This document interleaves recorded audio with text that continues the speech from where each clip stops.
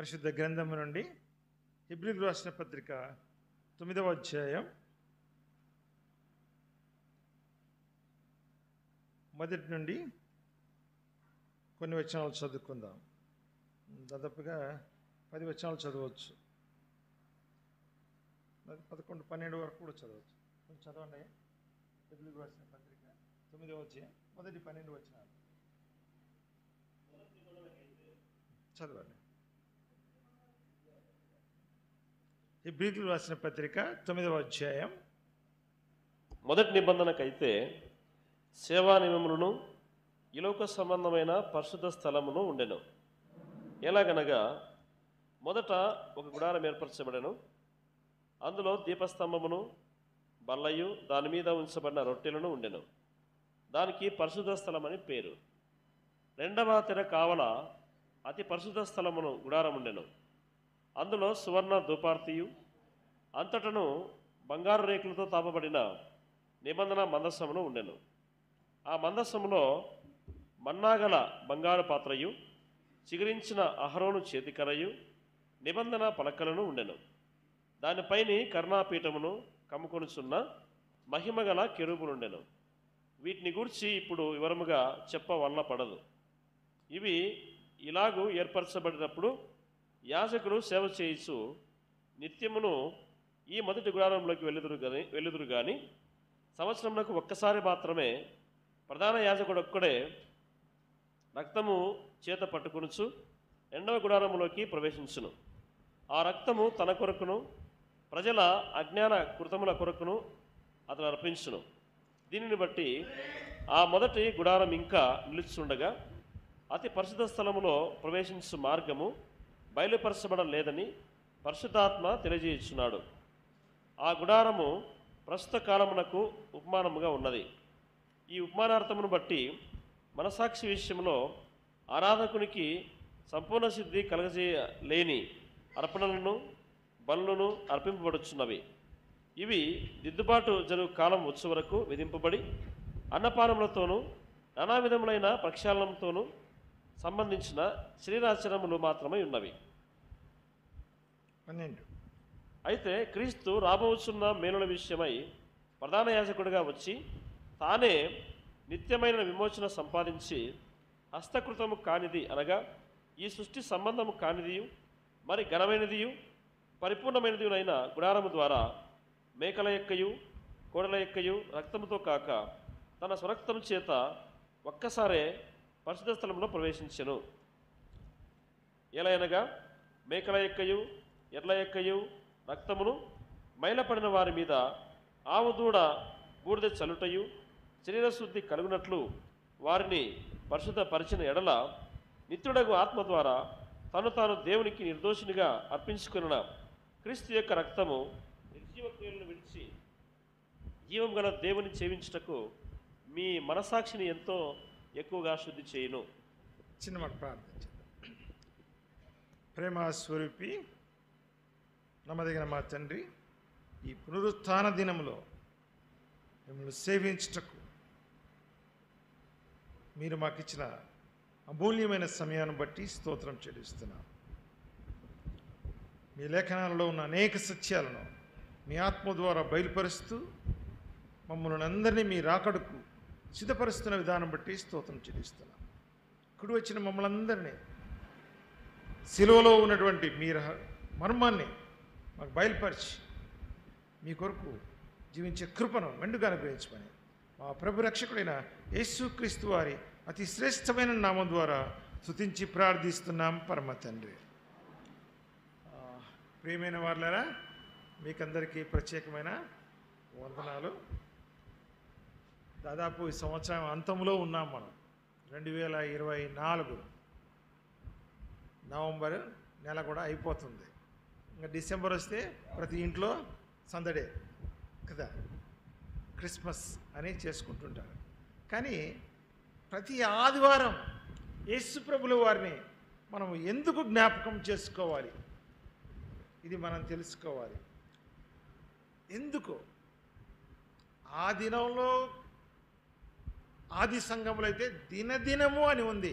మీరు అపోస్తల కార్య గ్రంథాలను చదివితే దినదినము రొట్టె విరుచుచు అని మీరు చూడండి. తర్వాత ఆదివారమున మేము రొట్టె విరుచుటకు కూర్చొని ఉండగా అనేటువంటి మాట మనకు అపోస్తల కార్య గ్రంథంలో 20వ అధ్యాయంలో కనబడుతుంది. సో మొదటి శతాబ్దం నుంచి ఆదివారాన్ని ఒక ప్రత్యేక దినంగా క్రైస్తవ లోకం యేసు ప్రభువును ఆరాధిస్తూ, మరి ఆ రోజుల్లో సెలవు దినం ఉందో లేదో నాకు తెలియదు, కానీ ఈ రోజుల్లో దేవుడు మనకు సెలవు దినంగా ఇచ్చాడు. ఆ మధ్యకాలంలో మోడీ గారు ఒక మాట అన్నారు, ఆదివారాన్ని పనిదినంగా పెడదామని. అంతే, వాళ్ళకన్నీ కూడా సరైన మెజారిటీ కూడా రాలే పార్లమెంట్లో. మీరు అది గమనించాలి. యెహోవాకు విరోధమైన జ్ఞానమైన ఆలోచన అయినా ఏది కూడా అది నెరవేరదు. సరే, ఈ 9వ అధ్యాయంలో హెబ్రీ గ్రంథం అంతా కూడా చాలా ప్రత్యేకమైన గ్రంథం ఇది. 13 అధ్యాయాలు ఉన్నాయి యేసుక్రీస్తు వారిని గురించి. ఎందుకంటే అక్కడ ఒక మాట అంటాడు మొదట్లోనే, పూర్వకాలము నానా సమయములో నానా విధములుగా మన పితరులతో మాట్లాడిన దేవుడు అనే మాట కనబడుతుంది మీరు చదివితే. ఈ చివరి దినాల్లో ఆయన కుమారుడి ద్వారా మనతో మాట్లాడెను అనే మనకు కనబడుతుంది. మరి యేసుక్రీస్తు వారు ఒక ప్రణాళికాబద్ధకంగా ఈ భూలోకంలో ఆయన జన్మించాడు. ఇది మనం గమనించాలి. దేవుని యొక్క ఎంతో ముందు చూపుగా ఉన్నటువంటి ఈ ఆలోచన ఆయన సృష్టి ఆరంభంలోనే ప్రభు అయిన యేసుక్రీస్తు వారు ఉన్నారని మీకు తెలుసు, నాకు తెలుసు. మనం పాట పాడుతుంటాం, దేవుడు దేవుడు యేసే దేవుడు భూమి, నీకు రాదా? భూమిని పుట్టించక మునుపు లోకము పునాది లేనప్పుడు దేవుడు దేవుడు యేసే దేవుడు. మనము తండ్రి అయిన దేవుణ్ణి, కుమారుడైన దేవుణ్ణి, పరిశుద్ధాత్మ దేవుణ్ణి ఆరాధిస్తున్నాం. ఇది మనం గుర్తుపెట్టుకోవాలి. త్రిత్వంలో ఏకత్వము. చాలామంది ముగ్గురు దేవుళ్ళు ఆరాధిస్తున్నారేమో వీరు అనుకుంటుంటారు. We are not worshipping 3 gods. We are worshipping only 1 God who is holy. పరిశుద్ధుడైన దేవుణ్ణే మనము ఆరాధిస్తున్నాము అనే సంగతి మనం గుర్తుపెట్టుకోవాలి. మరి ఈ ఆరాధన కార్యక్రమం అంతా దేవుడే బయలుపరిచాడు. ఇశ్రాయేలు అందరినీ దేవుడు ఐగుప్తు దేశం నుండి బయట తీసుకొచ్చాడు. అనేకమైన అద్భుతాలు చేశాడు. ఎర్ర సముద్రం పాయలు చేశాడు. ఇక అరణ్య ప్రాంతానికి తీసుకొచ్చాడు. ఆ 40 సంవత్సరాల్లో ఆరాధన కార్యక్రమాన్ని దేవుడు వారికి నేర్పించాడు, ఎలా ఆరాధించాలి. మరి ఐగుప్తులో ఉన్నారు చాలా కాలంగా, వారి పద్ధతులే కొన్ని నేర్చుకున్నారు. ఆవు దూడ, ఇశ్రాయేలులో ఆవు దూడను పూజించారు. అనేక మంది సంహరించబడ్డారు. ఆ విషయాలన్నీ అక్కడ ఎక్సడస్లో ఉన్నాయి, నిర్గమాకాండంలో. ఇక ఈ నిర్గమాకాండంలోనే ఆరాధన కార్యక్రమం, ఇలా ప్రత్యక్ష గుడారాన్ని దేవుడు ఇలా ఉండాలి ఇలా ఉండాలి మోషేకు బయలుపరుస్తాడు. అక్కడ కొండ మీద నీకు చూపబడిన రీతిగా నీవు ప్రతిదీ నిర్మించడానికి పూనుకో అంటాడు. దేవుడే ఆయనకు తెలియజేస్తాడు. అతి పరిశుద్ధ స్థలము, పరిశుద్ధ స్థలము, ఆవరణము. అక్కడ బయట బలులర్పించేవాళ్ళు ఇశ్రాయేలీయులు. తమ పాపములు ఒప్పుకొని ఇదంతా యాజకులు చేసేవాళ్ళు. లేవి అని ఒక గోత్రాన్ని సపరేట్ చేశాడు దేవుడు ఈ ఆరాధన కార్యక్రమానికి. మీరు గమనించండి, 12 గోత్రాల్లో లేవి గోత్రాన్ని ప్రత్యేకించాడు దేవుని ఆరాధించడానికి. వారిలో అహరోను వంశస్థులని ప్రధాన యాజకులుగా చేశాడు. అహరోను చాలా చోట్ల ఇప్పుడు మీరు ఆటోలో ఎక్కినప్పుడు ఆరోన్ ఆటోమొబైల్స్ అని ఉంటుంది. మీరు గమనించినారో లేదో? నేను చాలాసార్లు ఏంటిది అహరోను పేరు ఇక్కడ రాశారని. ఆరోన్ మోషే అంటే ఒక 3 నెలలు పెద్దవాడై ఉండొచ్చు. ఎందుకంటే మోషే పుట్టుదలలోనే ఆ ఫరో శాసనం చేస్తాడు, మగపిల్లలందరినీ చంపేయండి అని. విచిత్రమైనది కదా, తల్లి ముందరే ఆమె కనిన కుమారుణ్ణి చంపుతా ఉంటే ఎంత హృదయ విదారకరమైనదో ఆలోచించేయాలి. అది మోషే కాలంలో జరిగింది, యస్ ప్రభు కాలంలో జరిగింది. ఇప్పుడు వివరించడానికి సమయం చాలదు. సో ఇక్కడ అన్ని వివరాలు ఏంటి, ధూపము, తర్వాత ఆ దేవదూతలు ఎలా దేవుణ్ణి కరుణాపీఠం మీద ఆరాధించాలి, అవన్నీ కూడా ఈ యొక్క అధ్యాయంలో మనం చూస్తాం. మొదటి ఆవరణంలో ఇవన్నీ కూడా. కానీ కిందికి వచ్చే ఇవన్నీ ఇప్పుడైతే ఈ వివరించడానికి సమయం చాలదు అంటాడు. మీరు గమనించినారా ఇక్కడ 5వ వచనంలో, about the arc were the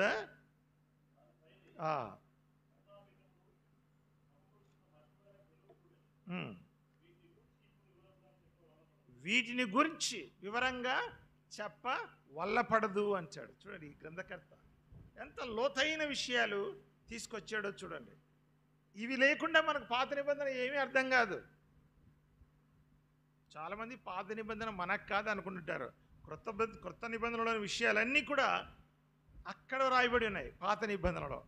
ఈ క్రొత్త నిబంధనలో యేసుక్రీస్తు వారి యొక్క రక్తంతో క్రొత్త న్యూ కోవెనెంట్, క్రొత్త నిబంధన అనేది మనం ఇక్కడ చూస్తూ ఉన్నాం.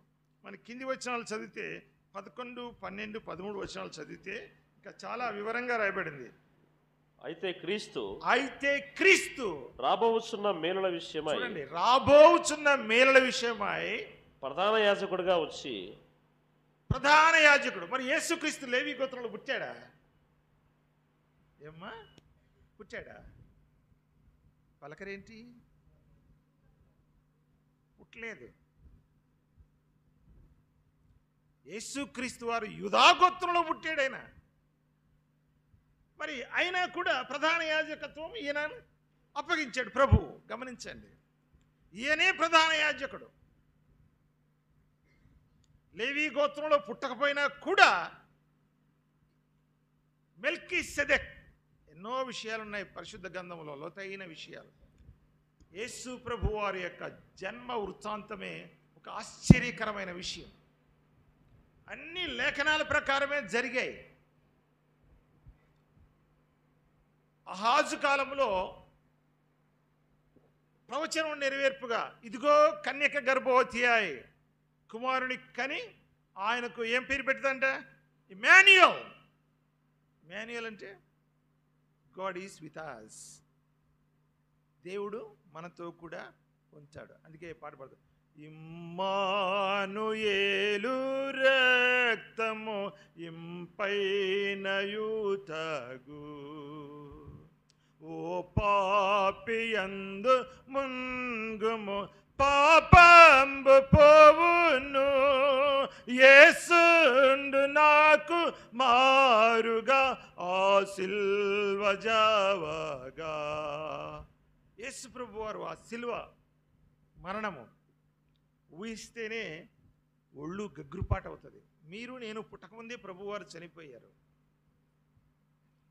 యేసు ప్రభు వారిని దగ్గరగా ఉండి ఆయనతో పాటు జీవించిన వారు ఈ యొక్క కొత్త నిబంధనలో 4 సువార్తలు రాశారు. పౌలు గారు 14 పుస్తకాలు రాశాడు. యేసుక్రీస్తు వారిని గురించిన విషయాలు ఉన్నాయి. మనకు 4 సువార్తల్లో యేసు ప్రభు వారి యొక్క మరణాన్ని గురించి 4 రాశారు. గమనించారా? జన్మం మాత్రం 2 రాశారు. ఒకరు లూకా గారు, ఒకరు మీరేం పలకరే మత్తయి గారు. మనం బొమ్మలం కాదు.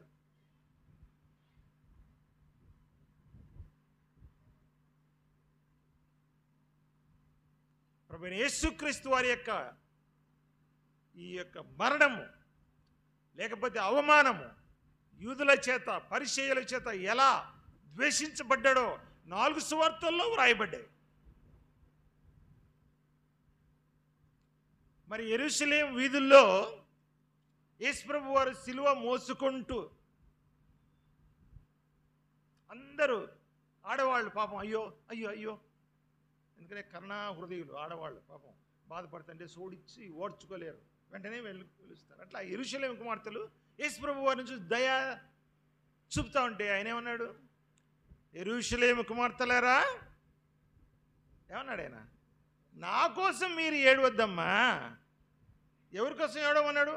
మీకోసం, మీ పిల్లల కోసం. ఎందుకు? మీ కన్న వాళ్ళే మిమ్మల్ని రేపొద్దున ఇంట్లో నుంచి గెంటి వేసేవాళ్ళు వాళ్ళే, అన్నం పెట్టకుండా చంపేవాళ్ళు వాళ్ళే, మీ కడుపున పుట్టిన వాళ్ళే, వేరే వాళ్ళు కాదు. అందుకే యేసుప్రభు ఏమన్నారు? అప్పుడు ఒక మాట అన్నారు, ఒక కాలం వచ్చును. ఎవరు దీవించబడిన వారంట? పిల్లలు లేనివారే అంటాడు. మీరు చదవండి. ఒక కాలం వచ్చును, ఆ కాలంలో ఉన్నాం. యేసుప్రభు వారు దాదాపు 2000 సంవత్సరాల క్రితం, టైం అయిపోయింది.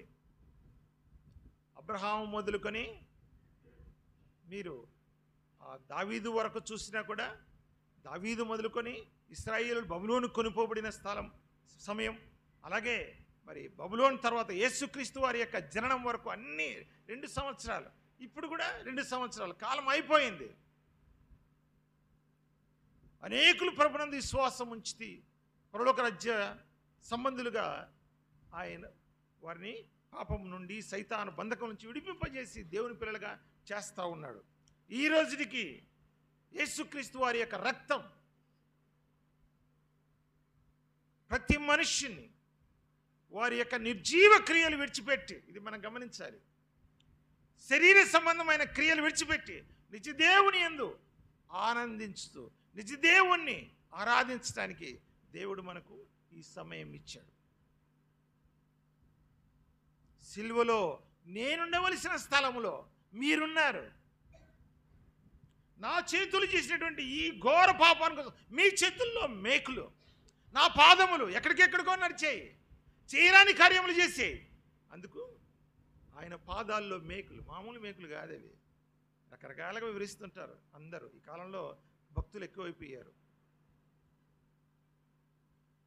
యేసు ప్రభు యొక్క మరణాన్ని జ్ఞాపకం చేసుకుంటే ఎంత ప్రేమ మన పట్ల ఆయన చూపాడో మనం తెలుసుకోవచ్చు.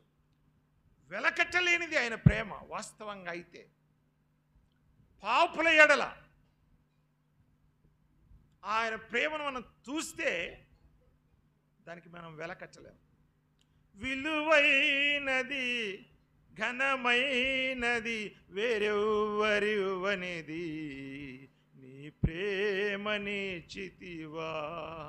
దేవుని యొక్క ప్రేమ, ఒకరి యొక్క అభిమానం పొందాలంటే నిజంగా రాసిపెట్టి ఉండాలి. ఒకరి ప్రేమను పొందాలంటే ఎంతగా మరి యేసు ప్రభు వారు మనలందరినీ ప్రేమించారంటే మీరు అర్థం చేసుకోండి. ఈ లోకము పునాది వేయబక మునిపే మనమందరినీ దేవుడు ఎక్కడ చూశాడు? ప్రభువులో చూశాడు. కనుక దేవుని ఆరాధించడానికి, ఆయన శరీరక్తంలో పుచ్చుకోవడానికి కుడి వచ్చిన మనకు కొన్ని హెచ్చరికలు ఉన్నాయి. అక్కడ కొరింథీయులకు రాసిన పత్రిక మనకు అందరికీ తెలుసు, ప్రతిసారి చెప్తూ ఉంటారు.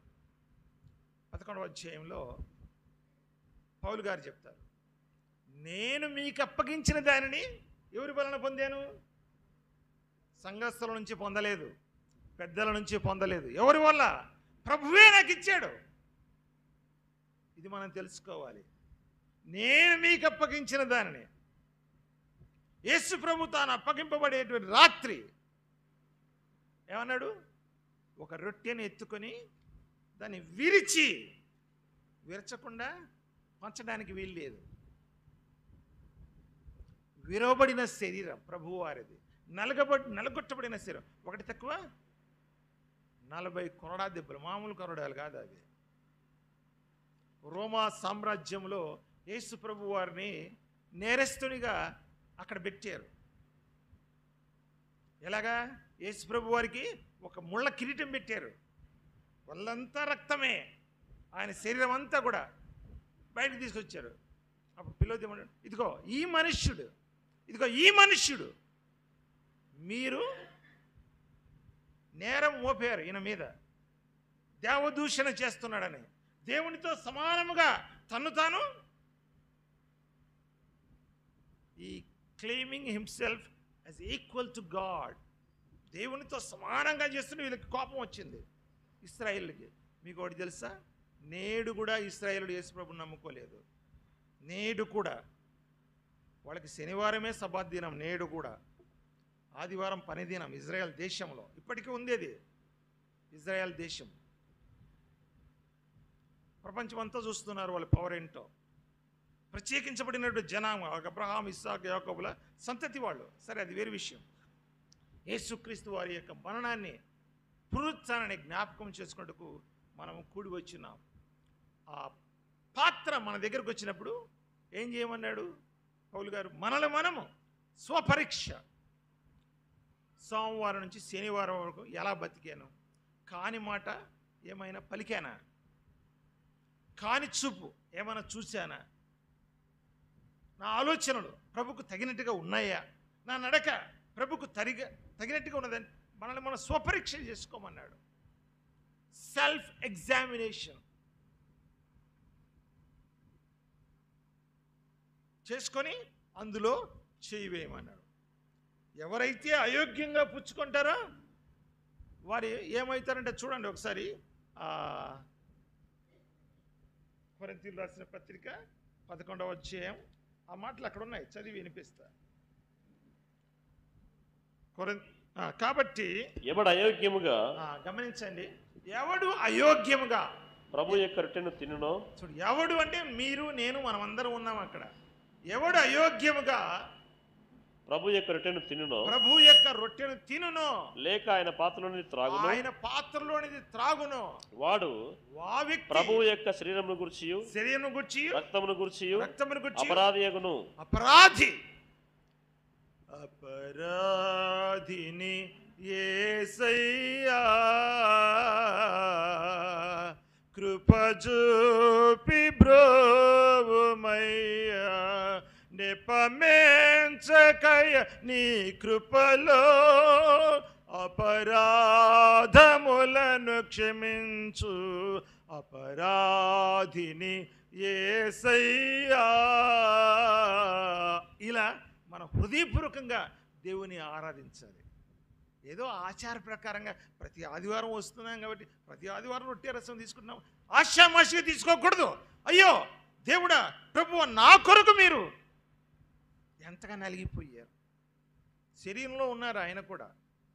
నేను ఒకసారి ఈ హెబ్రీ గ్రంథంలోనే 7వ అధ్యాయంలోనే ఆ మాట ఉంది. ఆయన శరీరధారి అయి ఉన్న దినములలో అనే మాట ఒకసారి చూడండి బ్రదర్. అక్కడ శరీరధారి అయిన దినములలో మహారోదనముతోనూ 5వ అధ్యాయంలో నుంచి చూడండి, 5:7 ఉంది. During the days of Jesus life, శరీరధారి దినములలో చూడండి, మహారోదనముతోనూ కన్నీళ్లతోనూ తన్ను మరణం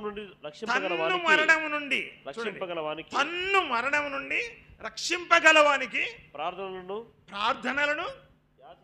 యాచనలను సమర్పించి భయభక్తులు కలిగి ఉన్నందున ఆయన అంగీకరింపబడెను. చూడండి ఎంత అద్భుతంగా ఈ గ్రంథకర్త, హెబ్రీ గ్రంథకర్త, ఈ పరమోదేశిన పుస్తకం అంటారు ఒకనొక దైవజనుడు. చాలా మంది పరమునే తెరిచింది. పరలోకంలో ఏం జరుగుతుందో ఈ గ్రంథం చదివితే మనకు అర్థమవుతుంది. కనుక ఆయన శరీర రక్తం ద్వారా ఒక క్రొత్త ఒడంబడిక, న్యూ కవెనెంట్, ఆయన రక్తం ద్వారా వచ్చింది. మనము దేవుని పిల్లలము, ప్రత్యేకించబడిన వాడు. లోకస్తుల మాదిరిగా మనం జీవించడానికి వెళ్ళి ఒకప్పుడు లోకస్తులమే, ఒకప్పుడు శపించబడిన వారమే, ఇప్పుడు మనము దీవించబడిన వారం. ఈ విషయం మనం గుర్తు చేసుకోవాలి. ఇబ్బందులు వస్తాయి, కష్టాలు వస్తాయి, ఆర్థికపరమైన ఇబ్బందులు వస్తాయి. బట్ మనం ఎవరి మీద చూడాలి? యేసు ప్రభు వారిని చూడాలి. సిలువలో నీ కొరకు నా కొరకు యేసు ప్రభు వారు, చాలామంది ఈ మధ్యకాలంలో యేసు ప్రభును హేళన చేస్తూ ఉంటారు. 3 మేకుల మధ్య ఉన్నాడు, చేతగానివాడు కాదు ఆయన. మన కోసము పస్కా పశువుగా బలిగా దేవునికి తను తాను అర్పించుకున్నాడు. హీ గేవ్ హిమ్సెల్ఫ్ అని ఉంటుంది, తన్ను తానే. ఒకసారి దీని గురించి ఈ రాజమండ్రిలో ఒక ఆయన ఉన్నాడు, ఈ కర్నూలులో మొన్ననే మీటింగ్ పెట్టాడు. తన్ను తానంటే ముందరున్న వాళ్ళు ఏందో తన్ను తానంటే అర్థం కాలేదంట. తను పొరపాటు అయిపోయిందమ్మా. ఆయన నిజంగానే అక్కడ పోయి అట్టపడ్డాడంట ప్రసంగం చేసేవాళ్ళు. మీరు తన్ను తానంటే ఏమో అనుకున్నాను, నిజంగా తంతానని మాకు తెలియదండి అన్నారంట. తన్ను తాను, హీ హిమ్సెల్ఫ్, రిఫ్లెక్సివ్ ప్రొనౌన్ అంటారు ఇంగ్లీష్లో, రిఫ్లెక్సివ్ ప్రొనౌన్. ఎందుకంటే నేను ఇంగ్లీష్ మాస్టర్ను కదా. కనుక ప్రియమైన వారులారా, ఈ శరీర రక్తంలో యేసు ప్రభు వారికి సాదృశ్యంగా ఉంచబడిన ఇందులో చేయి వేసేవారు అయోగ్యంగా, అన్వర్ది మేనర్. చాలా మంచి పదాలు ఉన్నాయి. Unworthy manners. ఎవరైనా మనం పాలు పుట్టుకుంటే మనమే ఏమైపోతాము? అపరాధి. అందువలనే ఏమంటాడు? మీలో కొందరు బలహీనులను, రోగగ్రస్తులను కొందరు నిద్రిస్తున్నారు. బైబిల్ పరిభాషలో నిద్రిస్తున్నారంటే చనిపోవడము. మనకు అక్కడ యోహాను సువార్త 11వ అధ్యాయంలో ఈ మాటకు మనకు దొరుకుతుంది. లాజరు చనిపోయినాడని, నిద్రిస్తున్నాడని ప్రభువు వారు చెప్తారు. కనుక యేసుక్రీస్తు వారు నీ కొరకు నా కొరకు దేవుని యొక్క చిత్త ప్రకారం, ప్రణాళిక ప్రకారం ఆయన యెరూషలేములో నలుగొట్టబడ్డానికి, అవమానపరచడానికి, కొరడా దెబ్బలు తినడానికి, రక్తము కార్చడానికి ఆయన జన్మించాడు. Jesus was born to die. ఇది నేను ఎప్పుడు చెప్తుంటాను. యేసుక్రీస్తు వారు పుట్టిందే చనిపోవడానికి, అంతే. అందులో ఏమీ లేదు. ఒక కొత్త నిబంధన తీసుకొచ్చాడు. పాత నిబంధన అక్కడ కూడా రక్తంతోనే. మనము ఎక్సడస్లో 12వ అధ్యాయం చూస్తే అది యేసుక్రీస్తు వారి గొర్రెము ఇంటికి ఆ రక్తము చూసి ఆ యొక్క మరణదూత లేదా దేవుడు వెళ్ళిపోతాడని ఉంది. ఇది ఇప్పుడు యేసుక్రీస్తు వారి యొక్క రక్తము ద్వారా మనం కరగబడిన వారం కాబట్టి మనము సైతాని యొక్క బంధకం నుంచి మనము, అది ఏందో కింద పడింది, బెంచ్ కింద పడింది అమ్మా, అక్కడ ఏం జరగలేదు, మీరేం భయపడొద్దండి. బాంబులు గింబులు ఎవరు వేయలే, ఇంకా అటువంటి కాలం రాలేదు, భయపడొద్దండి. We are in safe side. చిన్న ఇలాగా మన యొక్క మనస్సులన్నీ చిన్నది ఏదైనా అందరూ అయిపోతారు అంతే. ఇక్కడ ఉన్న మనిషి వేస్ట్. నువ్వు ఏదైనా చెప్పుకుంది ఏముందు మేము అక్కడ చూస్తామని. మన మనస్సును ఇక్కడ కేంద్రీకరించాలి. దాని కాన్సన్ట్రేషన్ అంటారు. బయట ఏం జరిగితే మనకేమి. కనుక ఈ ప్రభు దినములో ఆరాధనకు సహాయకరంగా యేసు ప్రభు వారు చెప్పారు, పౌలు గారు చెప్పారు, ఎవడు అయోగ్యముగా పుచ్చుకుంటారో వారికి అన్నీ లేనిపోనివన్నీ వస్తాయి. మర్చిపోవద్దండి. నిర్జీవ క్రియలు, శరీర సంబంధమైన క్రియలు భయం లేకుండా చేస్తుంటారు కొంతమంది. దేవుడు ఏం చూస్తాడులే అని. మీరు ఒకసారి ప్రావర్బ్స్ 15:3 15:3 చూడండి, ముగిస్తాను నేను. 15:3 15:3 ఏముందండి అక్కడ? యెహోవా కనులు ప్రతి స్థలం మీదను ఉన్నవి అని వ్రాయబడింది. యెహోవా దృష్టి ప్రతి స్థలం మీద ఉన్నవి. అవి మంచివారిని గమనించండి, అవి చెడ్డవారిని మంచివారిని. దేవునికి ఎరుక లేకుండా మనం ఎక్కడ దాక్కోలేము, ఆయనకు తెలియకుండా ఏ పని చేయలేం. దైవికమైన భయం మన వ్యక్తిగత జీవితంలో ఉండాలి. అందుకే ప్రభువారు కల్వసిలో తన ప్రాణం పెట్టిందే కాకుండా ఆయన తిరిగి లేచాడు, మరణాన్ని జయించినాడు. ఈ పునరుత్థానం మీదనే కొత్త నిబంధన గ్రంథం క్రైస్తవ్యం అంతా కూడా ఉంది. యేసుక్రీస్తు వారు చనిపోయి తిరిగి లేవకుంటే క్రైస్తవమే లేదు. Hour God is not dead God. అందుకే యేసుప్రభుని గురించి ఏమన్నారు భక్తులు? ఇదే గ్రంథములో అక్కడ 13వ అధ్యాయంలో 8వ వచనంలో ఒక మాట ఉంది. యేసుక్రీస్తు వారు నిన్న నేడు పలకరేంటి? మీరు ఫిలప్ చేయరే? నిన్న నేడు ఒకటే రీతిగా ఉన్నాడు ఆయన. నీవు నేను ఒకటే రీతిగా ఉండము. ఎవరైనా మనకు సహాయం చేసి 10 రూపాయలు ఇచ్చాడు, బాగుందాలే ఆ 10 రూపాయలు పిసినారి డబ్బులు ఎడితే ఇయ్యరు, వేస్తాం రాళ్ళు. ఆ వాళ్ళు మనకు నచ్చినట్టు ఉండాలి. అలా కాదు. మనము దేవునికి నచ్చకపోయినా కూడా ఆయన హీ లవ్డ్ us, మనల్ని ప్రేమించాడు. హీ గేవ్ హిమ్సెల్ఫ్, మన కొరకు తను తానే అర్పించుకున్నాడు. He shed his precious blood, ప్రశస్తమైన తన రక్తాన్ని చిందించాడు భూమి మీద. గమనించండి, యేసు రక్తములో జయమున్నది. యేసు రక్తములో జయమున్నది. అందుకే యెషయా భక్తుడు ఏమంటాడు? 53వ అధ్యాయం పెద్దగా ఉంది. అక్కడ 4-5 వచనాలు, ఆయన పొందిన దెబ్బల చేత ఏముందండి? మనకు ఏం కలుగుతుంది? స్వస్థత కలుగుతుంది. మీరు ఎప్పుడైనా దీన్ని స్వీకరించారా? ప్రభువా, మీరు కార్చిన పవిత్ర రక్తం బట్టి మీకు వందనాలయ్యా, మీరు నా రోగాన్ని తీసివేశారు, నీకు వందనాలయ్యా అని చెప్పగలుగుతున్నామా? లేదే. అయ్యా నాకు అది వచ్చిందయ్యా, ఇది వచ్చిందయ్యా, నడచలేకపోతున్నానయ్యా, మోకాళ్ళ నొప్పులయ్యా. ఎంత కుమిలిపోతుంటారు. నేను 62 సంవత్సరాల వ్యక్తిని. ఒక వ్యక్తి నన్ను బెంగళూరు పిలిచాడు సేవకు. నాకు తెలియదు ఆయన ఎక్కడుండేది. అది సెప్టెంబర్ 15 ఆదివారం. మొత్తం మీద నేను ఫోన్ చేశాను. నా కోసం అక్కడ రైల్వే స్టేషన్లో ఉన్నాడు. నేను ఆయన చూడలే, నన్ను ఆయన చూడలే. కానీ నన్ను కనుక్కున్నాడు. స్కూటీ మీద తీసుకెళ్ళాడు. ఇంటికి తీసుకెళ్తే వాళ్ళ ఇంటికి తీసుకెళ్ళి ఎన్ని మెట్లు ఉన్నాయి తెలుసా? 64 మెట్లున్నాయి. అంత పైన ఉన్నాడు ఆయన. ఏందయ్యా కింద తీసుకోకూడదా? 64 పిల్లలు, నేను ఎన్నిసార్లు దిగాలా, ఎన్నిసార్లు ఎక్కాలా అన్న. దేవుని కృప వల్ల ఎక్కాను దిగాను.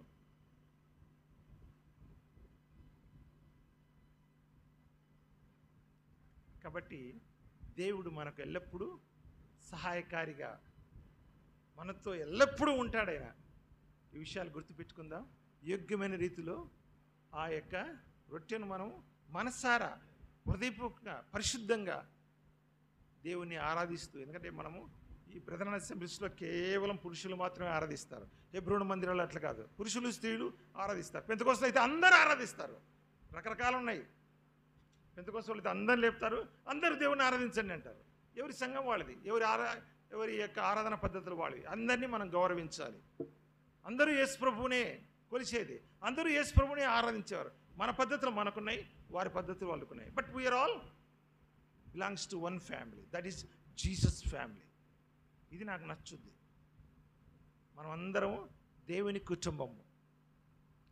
ఆ కుటుంబంలో ఉండడానికి యేసు ప్రభు వారు చనిపోయి తిరిగి లేచారు. మళ్ళీ వస్తాడు ఆయన. దేవుడి మాటలు దీవించును గాక. స్తుతులు చెల్లించుకుందాం.